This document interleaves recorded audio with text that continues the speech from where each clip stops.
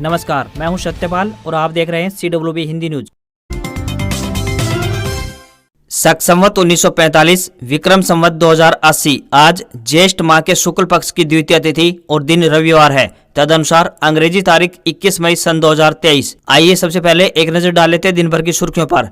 Chandigarh police में 700 constable होंगे भर्ती। केंद्र की मंजूरी के बाद नोटिफिकेशन हुआ जारी। अगले हफ्ते से आवेदन। लेडीज के लिए 33% पोस्ट रिजर्व। हरियाणा में खेतों में बिजली चोरी पर बड़ा फैसला। 2.5 लाख रुपए किया जुर्माना, पहले 4,000 रुपए था। हरियाणा सरकार पर बरसे दीपेंद्र हुड्डा। जींद में बोले 9 साल से भाजपा ने बेरोजगारी और गुंडागर्दी बढ़ा दी है, आज प्रदेश दोनों में नंबर 1। कर्नाटक में सिद्धारमैया सीएम बने तो वहीं डीके डिप्टी सीएम बने। खड़गे के बेटे समेत 8 मंत्रियों ने ली शपथ। कांग्रेस के 5 वादे पहली कैबिनेट मीटिंग में मंजूर। हरियाणा में होगी लगभग टीजीटी पीजीटी सहित 20,000 शिक्षकों की भर्ती। जानिए कब से शुरू होगी भर्ती प्रक्रिया, बताएंगे पूरी अपडेट। दिल्ली में आई अनेक पदों पर भर्ती। 10वीं पास भेज सकते हैं आवेदन, बताएंगे पूरी खबर।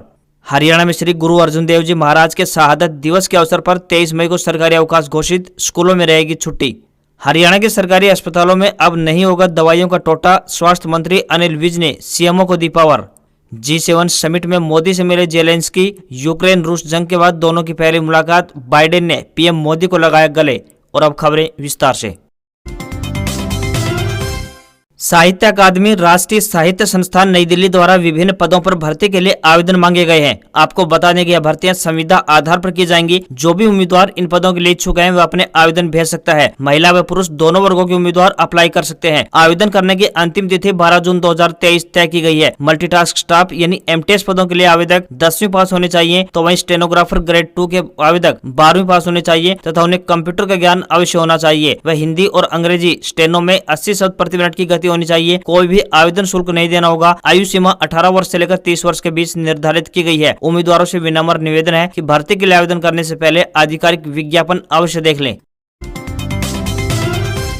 हरियाणा के जींद जिले की पुरानी अनाज मंडी में हाथ से हाथ रैली में कांग्रेस के राज्यसभा सांसद दीपेंद्र हुड्डा भाजपा जज्बा गठबंधन और सरकार पर जमकर बरसे। उन्होंने कहा कि प्रदेश की गठबंधन सरकार में शामिल जननायक जनता पार्टी विधानसभा चुनाव लोकसभा चुनाव के साथ करवाना चाहती है, क्योंकि उसे अपने ही विधायकों के टूटने का डर है। प्रदेश की जनता कर्नाटक से भी ज्यादा बहुमत के साथ हरियाणा में कांग्रेस की सरकार बनाएगी। दीपेंद्र हुड्डा ने कहा कि पिछले 9 साल में हरियाणा में बेरोजगारी और गुंडागर्दी बढ़ी है तथा हरियाणा इन दोनों मामलों में देश में नंबर 1 पर है। हरियाणा में कांग्रेस के 10 साल के शासन में एक भी आंदोलन नहीं हुआ, जबकि भाजपा शासन में कोई महीना ऐसा नहीं जाता जब आंदोलन न होते हो। हरियाणा में 2 लाख सरकारी पद समाप्त कर दिए गए हैं। कांग्रेस प्रवक्ता कन्हैया कुमार ने रैली के मंच से कहा कि जींद की धरती से हमेशा राजनीतिक बदलाव हुए हैं। अब जींद के लोगों को ही हरियाणा और केंद्र में सत्ता परिवर्तन के लिए आगे आकर लड़ाई लड़नी होगी।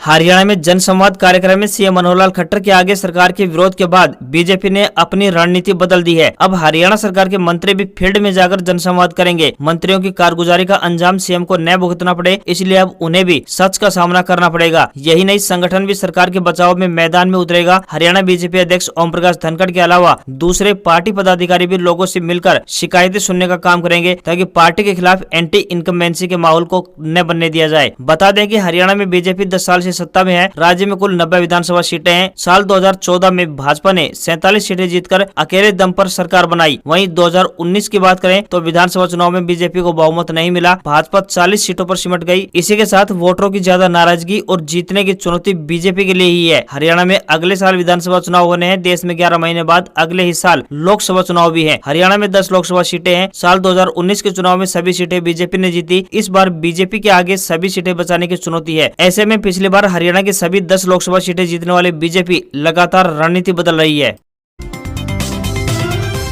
हरियाणा के गृह एवं स्वास्थ्य मंत्री अनिल विज ने भारतीय रिजर्व बैंक यानी RBI के द्वारा 2,000 रुपए का नोट बंद करने पर अपनी प्रतिक्रिया दी है। अनिल विज ने कहा है कि 2,000 रुपए का नोट भ्रष्टाचार को खत्म करने के लिए, आतंकवादियों की कमर तोड़ने के लिए और महंगाई पर नियंत्रण करने के लिए सरकार ने यह फैसला लिया है। अनिल विज ने कहा कि रो वही रहे हैं जिन्होंने नाजायज नोट इकट्ठे कर रखे हैं। यह नोट बंद नहीं किए गए हैं बल्कि बदले जा रहे हैं। अगर आपके पास जायज नोट है तो आप बैंक जाकर बदल सकते हैं। किसी ने इसके लिए मना नहीं किया है। अगर इसमें भी कोई रो रहा है तो वही रो रहा है जिसने बोरियां भरी हुई हैं, उसको तकलीफ हो रही है।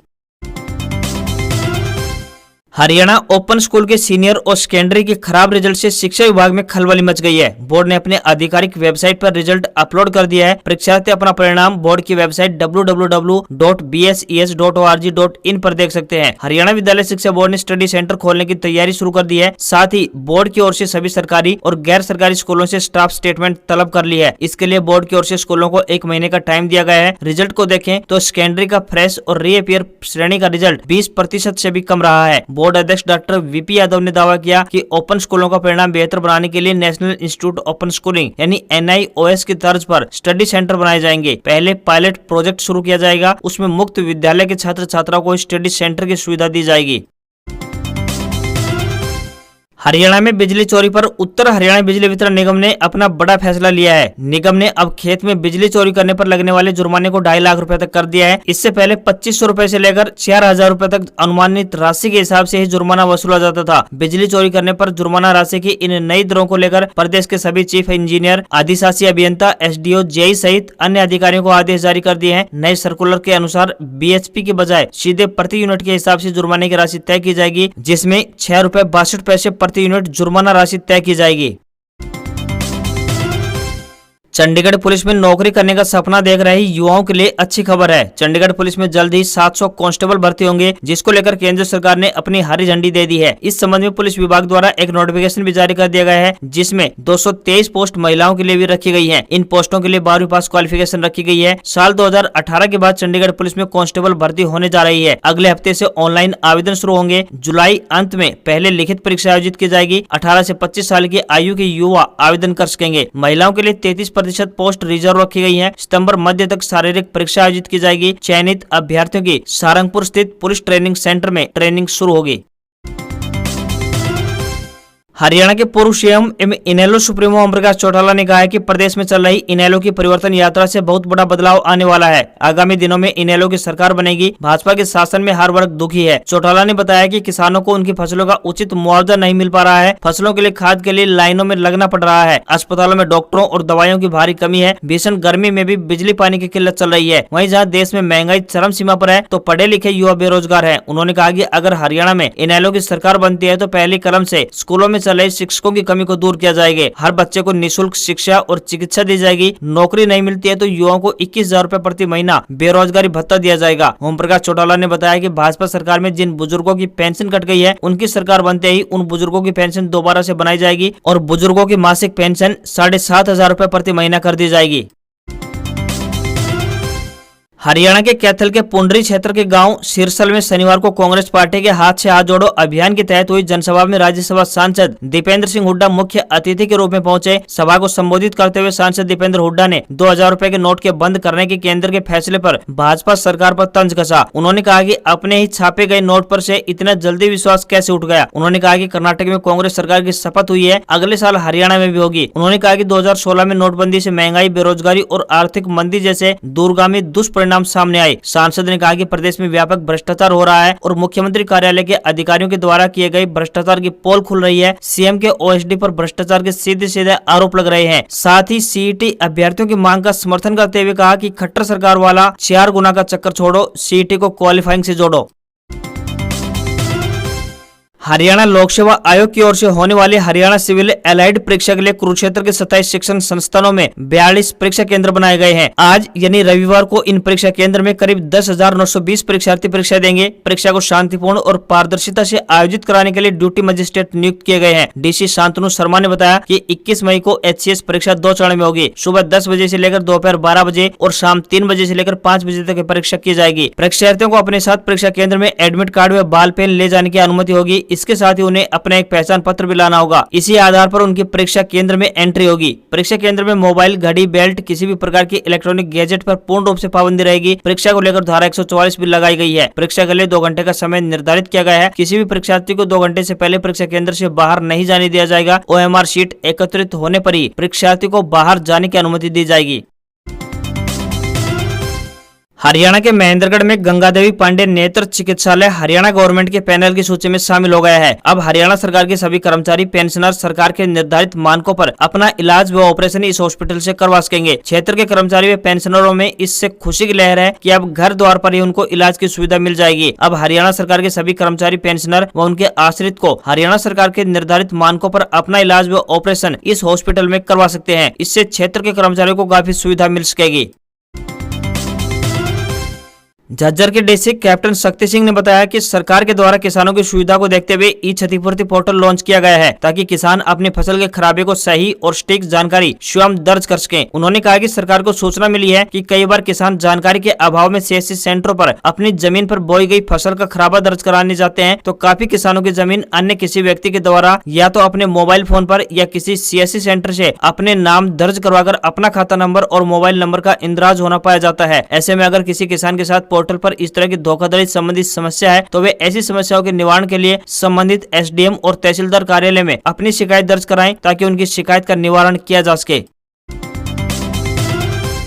राजस्थान के पश्चिमी जिलों में अब वापस गर्मी बढ़ने लगी है। गंगानगर, जैसलमेर, जोधपुर, बाड़मेर में दिन का तापमान 4.5 डिग्री सेल्सियस तक बढ़ चुका है। झुंझुनू के पिलानी में तापमान 45 डिग्री सेल्सियस तक पहुंच गया है। वहीं लगातार चल रही हीटवेव ने भी परेशानी बढ़ा दी है। दोपहर में लू चलने की आशंका है। हालांकि गर्मी का यह दौर अगले 1 से 2 दिन और रहेगा। 23 मई से राहत मिलने की उम्मीद है। पंजाब और पाकिस्तान की सीमा पर एक साइक्लोनिक सर्कुलेशन बनेगा। इसके बाद एक ट्रफ लाइन बनेगी। इसके असर से पंजाब, हरियाणा, दिल्ली, पश्चिमी उत्तर प्रदेश के साथ साथ राजस्थान के आधे हिस्सों में थंडरस्टॉर्म गतिविधियां देखने को मिल सकती हैं। राजस्थान के उत्तर पूर्वी हिस्सों में बात करें तो 23 से 25 मई के बीच आंधी बारिश का दौर चल सकता है। इधर अजमेर, उदयपुर, बाड़मेर, जैसलमेर, जोधपुर, बीकानेर, चूरू, धौलपुर, डूंगरपुर, सिरोही और करौली में पारा 40 डिग्री सेल्सियस से ऊपर चला गया है। तेज गर्मी और हीटवेव से राहत 22 मई की शाम से मिलने लगेगी।